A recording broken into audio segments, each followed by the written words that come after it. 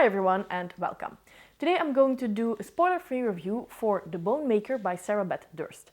This is an adult fantasy standalone written by the same author who has done Raise the Sands, which is another standalone that I read a couple of months ago and really enjoyed, and I did a spoiler-free review for that I will link in the cards. Now this is a 2021 release and I was really looking forward to this one, and in the end I quite enjoyed it, but I also had some minor issues that I will discuss in the review. So in this book you follow a widow named Kreia. Kreia is a bone wizard and she was involved in a war 25 years ago where she and 4 of her friends fought against a corrupt bone wizard called Hector. Now, she eventually won the war, but one of the heroes died, and this was also her husband. And now she lives as a recluse and she is trying to bring her husband back from the dead. However, in order to do this, she needs to use human bones, which is illegal. Now, this is the general plot of the story, this is the premise, and I actually thought that the entire book would be about this plot. However, it turns out when you read it that the plot line gets resolved after 100 pages, and after that the story actually widens up and you have more interference of that old war and what happens afterwards, and you see more of these old heroes coming back. I won't tell anything more because then we get into spoiler territory, but do know that there is more to the story than the premise lets you believe. Now, in terms of pacing, I think that this is definitely a very fast-paced book, which you can definitely understand if you know that that plot that you would expect to be the entire book is actually only the first 100 pages. It's very fast-paced, it's very plot-driven as well, but I do think that it's done in a way that is enjoyable. Now, I must say that throughout the book, there might be some plot twists that are just a little bit too convenient to be believable, but I didn't think that this was too much, and for the type of book that it is, this is a quick, fast, fun read, I didn't quite mind that. I do think if you read a lot of very dense, big fantasy series that are a little bit more serious than this one, you might be a little bit annoyed by that, but like I said, it does fit the book in itself, and overall I do think that the plot was well thought out, and that it was just a very fun read in general. When we then go over the writing style and some of the technical choices that the author made, this book is written in third-person POV and you do have multiple POVs. And just as in Raise the Sands, you start with the main POV, so the one of Kreia, but then it does dilute a little bit more and you meet new people who have their own POV. Now, something that I will talk about more when we get into characters, but I did think that most of the POVs were very unique because the characters are quite unique, so you could definitely see those differences in their POVs in a way that if you would just start reading a POV without knowing who it was about, you would immediately feel who it was about, which is definitely something that I quite enjoy. Now, as far as the writing style goes, this is a very easy book. It's very simple and it's very easy to get into.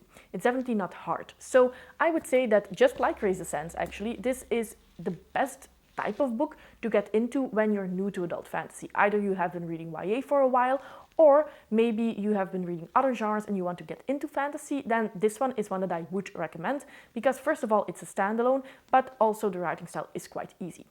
It's something that I can't really say anything bad about, but on the other hand, it's also one that I wouldn't praise for the writing style. It's just a way to convey the story, and that's basically it.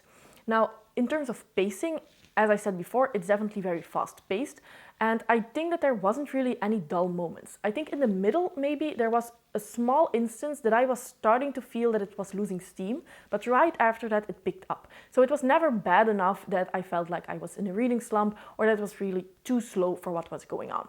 And especially, like I said, the premise gets resolved pretty early on. So from then on, you are quite excited to see what's happening because you're really blind from that point, which I quite enjoyed. So in terms of the writing style, like I said, it's quite simple, and I think that it might be too simple for some people, especially because you are following some older main characters. You might want an also older writing style, and that's not the case here. It's quite simple. I would say that the writing style in itself can definitely also appeal to a younger audience, even like teenagers, but because you are following some older characters, it's definitely adult. When we then go over to world building, magic system and fantastical elements, I think that this is another thing that Sarah Beth Durst did quite well. Because it's just a standalone, but the world feels very unique and vivid. Especially because you visit different places in this world, it really opens up. You start in the tower where our main character Kreia is living as a recluse, but pretty early on, you also visit the place of the main battle, and then you go to the city. And the city is a place that I found definitely very unique because you have different layers in this city, and people of different classes are welcome to enter any of these layers if they have the correct papers, which is something that you don't often see in fantasy, and I quite enjoyed that. You also have a council of wizards, which who doesn't like that, and it definitely gives that fantastical feeling to the story. If we then go over to the magic system, this is definitely a hard magic system. I have seen some people say that this is a soft magic system, and perhaps we have a different definition for that, but if we have a very soft magic system here, we have a very hard Sanderson magic system here, then I definitely think that it's on the harder side. So here in this world you have bone magic, and you actually have 3 different types. You have bone wizards who are able to use bones in order to make living objects out of it. For instance, our main character here, in the first chapter, you find that she has different of these living objects, and these are helping her in the household. You have one living object who is cleaning her stairs. Then you have a different type of wizard who can use these bones to cast them and to see the future, almost like a sort of augury. And then the last type of wizard can use the bone, and depending on from which animal this bone is from, they can store a certain type of attribute into that. So for instance, if you would kill a cheetah and have that bone, they can store strength or speed into that. If you kill a bird, they can store something into that so that the person who holds it for a short period of time can fly. So definitely a hard magic system, and something that I quite liked is that the magic system is very tied into the plot. So certain things that happen because of that magic system.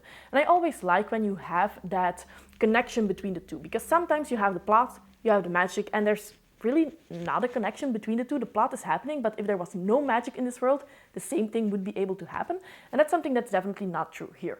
So I quite enjoyed that. I really enjoyed the magic system here. I thought that it was quite unique. I had the same feeling with the magic system of Raise the Sands. So definitely if you're looking for that and you just want a quick snack between bigger fantasy series, this is your go-to. And then we get to the characters. So I feel like the characters in this one, I didn't feel as connected to as the characters in Raise the Sands. And that's probably the main reason why I liked Raise the Sands in the end more than this one. What I do want to mention is that, as in Raise the Sands, you follow an older woman as a main character, and that's something that's not done a lot. In Raise the Sands, you follow a mother and you follow a younger girl. And this is not her daughter. You also follow the daughter, but that's a side character. And I felt, because these are women who have issues that you could really relate to, like the mother, of course, wants the best for her daughter, and she's really in conflict because of that, you immediately felt invested in them and in their story. Also, the bond between the two that was growing was something that I just really enjoyed. In this one, you follow a widow, and I think that that's a very interesting perspective that we don't really see a lot, but I couldn't really connect with her because this widow is trying to revive her husband for 25 years, and I think that this was meant for you to connect with her and understand where she was coming from, but at the same time, I thought a lot of people have this tragedy happen to them, and most people try to go on with their lives and let the dead rest. And somehow this also brought the issue with me, like, how far can you go? If this was possible, is this something that everybody should just be able to do? And this is definitely something that is also touched upon in this book, but this made me not really connect to the main character.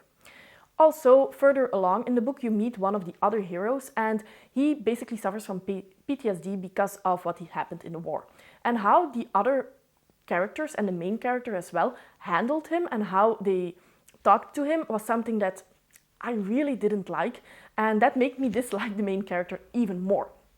And if this happens in a grim dark story where you have great characters, then I can live with that. But in this one, which is a quick fun read, I just feel it felt like it didn't really belong here.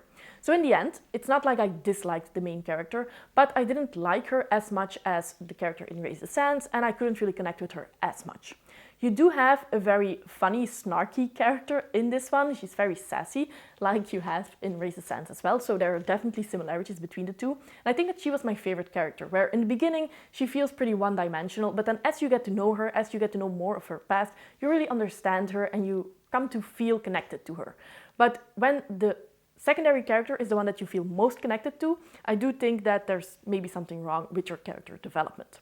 What I did like in this book, and this was also true for Raise the Sands, is that you have the feeling that the city where you're in is alive, because you don't just have secondary characters, but you also have people running around, you have a shopkeeper, you have stuff like that. And that's something that I do enjoy, where the city feels alive and it doesn't feel like only the secondary characters, only the main characters who have a POV are walking around in the city. You have other people as well. So that's something that I did like. But if you're looking for a very character-driven story, or just a plot-driven story but where you can connect to the characters, I feel like this one is less suited for that job than Raise the Sands. So to conclude, I quite enjoyed The Bone Maker by Sarah Beth Durst, and I think this is perfect if you're looking for a fun, quick and easy read. I think this is also very suited for people who are new to adult fantasy because of the very accessible writing style. And especially if you're looking for a fast-paced, plot-driven book with unique magic system, this might be something for you. I would not recommend this to people who are looking for a very deep fantasy book that is very character-driven, because if anything, the characters are here, the characters are pretty well fleshed out, but it's not character-driven and you will probably not feel very connected to these characters. So be aware going in. If you have read Raise the Sands and you want to know if you will enjoy The Bone Maker, I do think that you will also enjoy The Bone Maker, but it's not as good as Raise the Sands. If you are new to Sarah Beth Durst and you are making a decision between The Bone Maker or Raise the Sands, I think that you should best go with Raise the Sands, because that's the best book out of the two. So this is everything that I wanted to say about The Bone Maker by Sarah Beth Durst. Please let me know down in the comments your thoughts. Have you read The Bone Maker already, or do you want to pick it up? Are you looking for any Sarah Beth Durst book to read? Let me know in the comments down below and we can have a chat. As always, I hope that you enjoyed the video and see you next time. Bye!